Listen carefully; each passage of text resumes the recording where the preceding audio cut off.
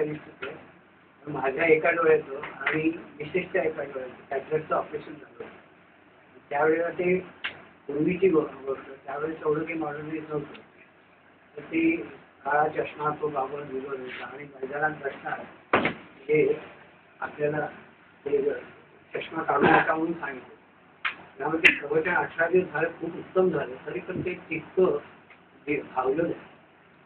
पण मी नंतर 2002 साली एप्रिलमध्ये दादरला वाल्मिकी रामायण हिंदू कॉलनीमध्ये निम्न समाजच्या मंडळामध्ये प्रवचन होतं. ते 5 दिवस होतं. मी रिटायर झालेलो होतो. तर आपण जाऊया.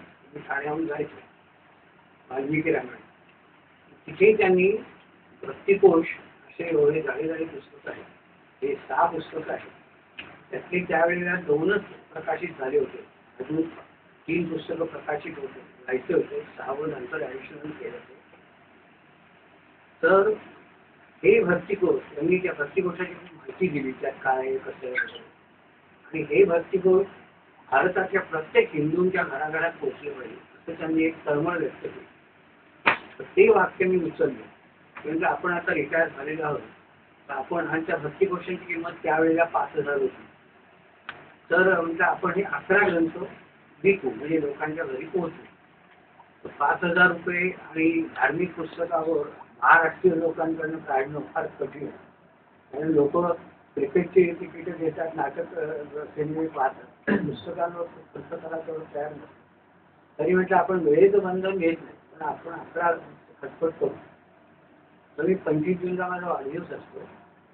तर मी तेव्हाची पुस्तकं विकत घेतली आणि ती 7 मेला पुस्तकं विकत घेतली. ती 25 जूनपर्यंत वाचली.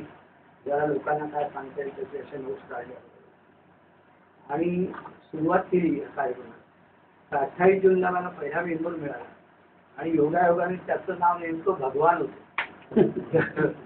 तो म्हटलं भगवानाला नवीन दाखवल्यासारखंच आहे. तर तो विनोदी होता. तो म्हणे नवीन दाखवला म्हणजे मला पैसे द्यायला नको. हे आता तुमच्यावर आहे. पण त्यांनी तो भक्तिगीत घेतला आणि एवढे 11 भक्तिगीत मला म्हटलं आता 11 महिने लागतात, ते 11 वर्ष लागतात काय माहिती नाही. पण इतकं की माझे 20 ते 22 दिवसात माझे 11 ग्रंथ विकले. मला ती इच्छा निर्माण झाली. तर मी 25चा संकल्प केला. तर पुढच्या 3-1 महिन्यामध्ये ते 25ही झाले आणि तेव्हापासून मग मी कामाला लागलो. तर त्यावेळेस नुसते भक्तिगीत होते. आता 69 पुस्तकं त्यांची प्रकाशित झालेली. त्यांची पुस्तकं इतकी एकापेक्षा एक म्हणजे वाचलं की संपूर्ण वाचन झाल्याशिवाय म्हणजे पुस्तक संपल्याशिवाय सोडून नये अशा पद्धतीची पुस्तक आहे. आणि अगाध ज्ञान आहे, सखोल अभ्यास आहे. मी इतकी उदाहरणं दिली आहे त्याच्या की ती मनाला पटतात. तर ते भक्तिकोशाचं मी सांगत होतो ते मी 466 विकले आतापर्यंत. तर आता यांची पुस्तकांची माझ्याकडे लिस्ट आहे. तर ते 69 पुस्तकं आहेत. त्यातले 67 पुस्तकं आपल्याला मिळतात. 2 पुस्तकं नॉन महाराष्ट्रीयनसाठी म्हणजे केवळ हिंदी आणि इंग्लिश ट्रान्सलेटर आहे, त्यामुळे ते डुप्लिकेट होतात. तर त्याच्यात हिंदू धर्माची 12 पुस्तकं आहेत. हिंदू धर्माची रचना, स्वरूप, वैशिष्ट्य, 4 वेद, 6 वेदांगे, ब्राह्मण ग्रंथ, मनुस्मृती, प्रधान उपनिषदे, गौण उपनिषदे, भगवद्गीता, अशी ती 12 पुस्तकं आहेत. त्याच्यात अशी छोटी छोटी पुस्तकं आहेत.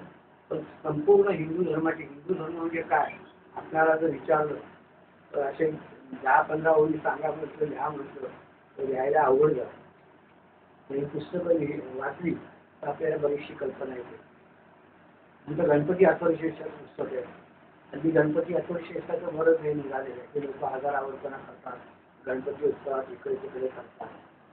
तर ते समजून उमजून केलं तर त्याचा फायदा आहे. तर त्याच्यावर त्यांनी मोठं पुस्तक काढलेलं आहे. तर ते 300 रुपयाचं आहे. ते 150ला मिळतं. पण उत्तम वचनी, सत्यम वचनी या 4 शब्दावर त्यांनी 15 पानं लिहिलेली आहे. म्हणजे इतकं त्यांनी उदाहरण देऊन स्पष्ट केलेलं आहे. म्हणजे नुसताच अर्थ सांगितलेला नाही. नंतर गीता सागर म्हणजे भगवद्गीतेचं सागर बनवलेलं आहे. म्हणजे इतकं विस्तृत केलंय. 2 व्हॉल्यूममध्येच केलं. पूर्वी 1 व्हॉल्यूम होता, तो लोकांना जड व्हायचा विचार म्हणून आता 2 भाग केले, पूर्वार्ध आणि उत्तरार्ध. ते सुद्धा म्हणजे सगळ्या पुस्तकांचा राजा म्हणतात तर ते भगवद्गीता आणि गीता सागर. नंतर पातंजली योगदर्शन आहे. हे योगावर आहे. महर्षी वेदव्यास तेही योगावर आहे, त्यांचं चरित्र वगैरे आहे. विवेक चूडामणी ही 3 पुस्तकं साधारण योगाशी संबंधित आहेत. नंतर हे भक्तिकोश पहिला भारतीय आचार्य त्याच्या 2000 ऋषीमुनींची माहिती आहे. आणि हल्ली अशी क्रेज निघाली आहे की त्या नवीन लोकांना मुलं आली की त्या ग्रंथाचा भेद असतात आणि त्याच्यातून नावं शोधतात. हल्ली ऋषीमुनींची मुलींची अशी गार्गी मैत्रेयी वगैरे अशी नावं पुढे येतात. दुसरा भारतीय संत त्याचा संबंध भारतातील संतांची माहिती आहे. तिसरा आहे भारतीय संप्रदाय, जवळजवळ 200 संप्रदाय त्यांचे अनुयायी. उदाहरणार्थ दत्त संप्रदाय, मग त्याच्यात अक्कलकोट स्वामी आहे.